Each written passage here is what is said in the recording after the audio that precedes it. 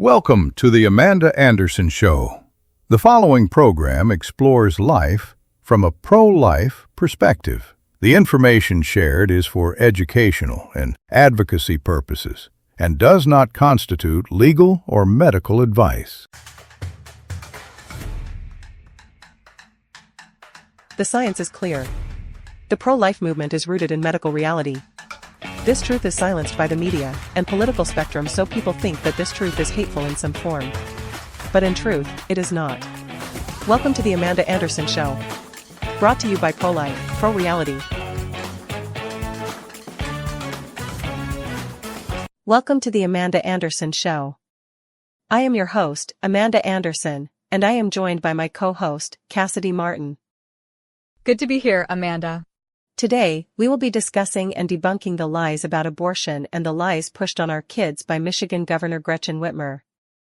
Yeah, Gretchen Whitmer is so far out of touch with reality. It is crazy. You would think she would educate herself on things before speaking out to an entire state and beyond, but apparently, it's like facts can't shake her. Great point, Cassidy. It wouldn't take her that much research to discover how wrong she is about these things. And it is almost like she knows she's wrong and doesn't want to admit it. Let's go now to a CNN News interview with Governor Whitmer to just expose and debunk how wrong she is. Clip number 1.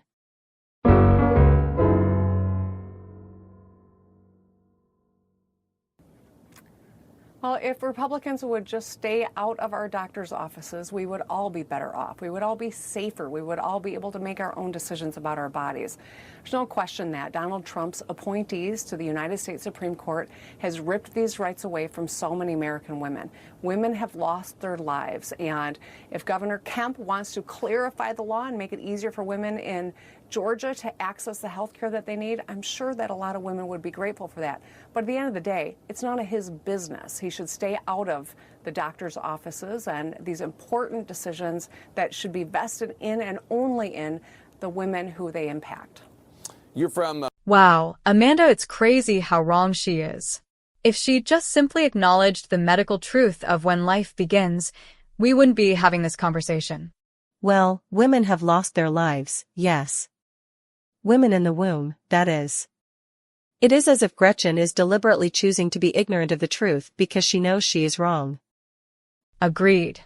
Yeah, what women have lost is not a right, it is a scientific fact that life begins at the moment of conception. So what they have actually lost is the so-called right to kill someone, just because they are bigger than them, or they are the person who is seen. It's at its core a power trip, because they have silenced the idea of giving a voice to the voiceless, other human life involved, the child in the womb.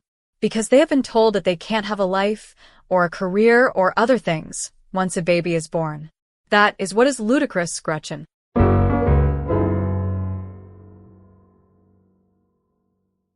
Let us go now to a protest that Governor Whitmer spoke at in Lansing, on the steps of the Michigan Capitol building. Clip 2. For nearly my entire lifetime, American women have had control over their own bodies. It's a fundamental right that propelled women in the workforce, boosted our health quality, as well as that of our families.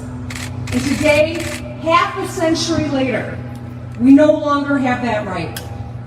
My daughters and generations of women today have fewer rights than I've had my entire life. It is a dark, difficult day. And I'll talk about the actions that we must take. But first I want to acknowledge the grim stakes of this moment.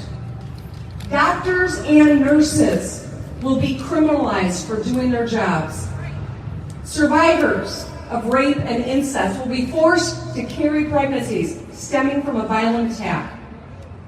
Women will die and suffer because of this SCOTUS decision. A vast, vast majority of us have the same views on this issue. However, we personally feel the vast majority of people support a woman being able to make her own decisions about her body.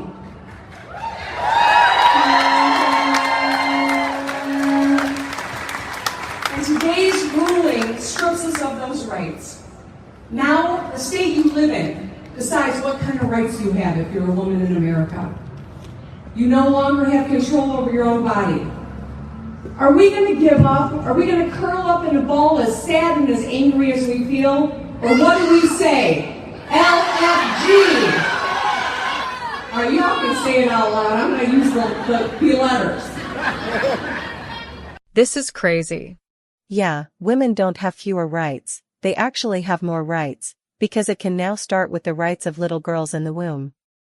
And it wasn't a dark day. It was a great day for the support of reality. Women were not stripped of rights. What actually happened was that children who just happened to be located in a womb were given back the right to live. Absolutely. The pro-abortion argument is like a modern-day Third Reich Nazism revival. Its core is the lie and dehumanization of vulnerable persons, saying the weakest among us do not deserve to live.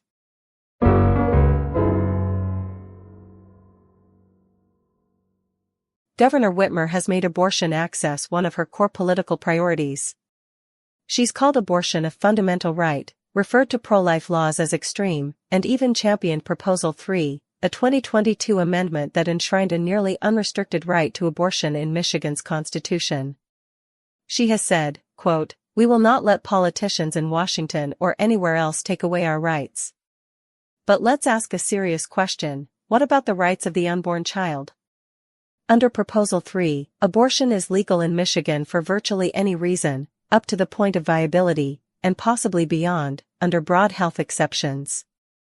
That includes abortions for reasons of sex selection, disability, or convenience.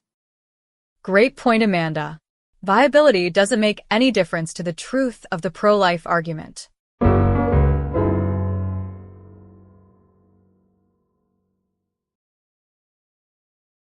Abortion is the intentional ending of a human life. Healthcare exists to heal and preserve life, not destroy it. Pregnancy is not a disease, and abortion does not treat illness, it ends the life of a genetically distinct human being. In fact, the majority of abortions in the U.S. are performed electively, not due to rape, incest, or life-threatening medical conditions.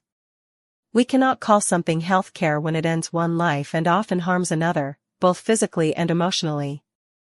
Right, healthcare is life-saving, not life-ending, and Whitmer has significantly blurred those lines.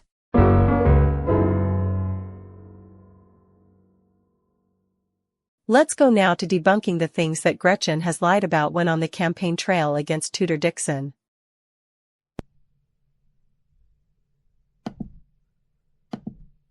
If you oppose abortion rights, I want you to tell me what, if any, exceptions you would allow.